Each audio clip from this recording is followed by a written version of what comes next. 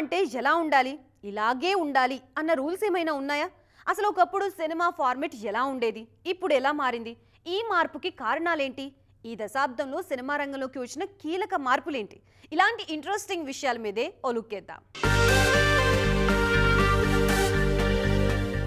ఒక 10 ఏళ్ల క్రితం వరకు కమర్షియల్ సినిమా అంటే ఇలాగే ఉండాలన్న రూల్ ఫాలో అయ్యేవారు మేకర్స్. జానర్ ఏదైనా 6 పాటలు, 4 ఫైట్లు, ఒక కామెడీ ట్రాక్ కంపల్సరీగా ఉండాల్సిందే అని భావించేవారు.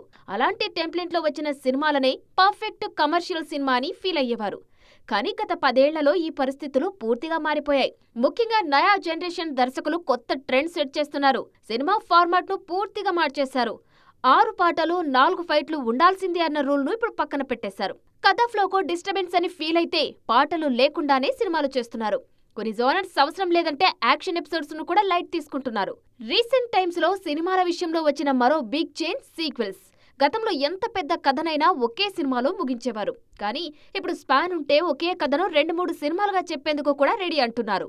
ఈ ట్రెండ్ నిర్మాతలకు డబుల్ లాభాలు తెచ్చిపెడుతోంది. మరోవైపు సినిమా నిడివి కూడా అదే స్థాయిలో పెరుగుతుంది. ఒకప్పుడు సినిమా 2 గంటలకు కాస్త అటు ఇటుగా ఉండేది. కానీ ఇప్పుడు 4 గంటల నిడివితోనూ సినిమాలు రిలీజ్ అవుతున్నాయి. ఆడియన్స్ ఎంగేజ్ అయితే సినిమా డ్యూరేషన్ అన్నది అసలు మ్యాటరే కాదంటున్నారు ఈ జనరేషన్ దర్శకులు. వెండితెర మీద వస్తున్న ఈ మార్పులు ఆడియన్స్ కు సరికొత్త సినిమా ఎక్స్పీరియన్స్ ఇస్తున్నాయి.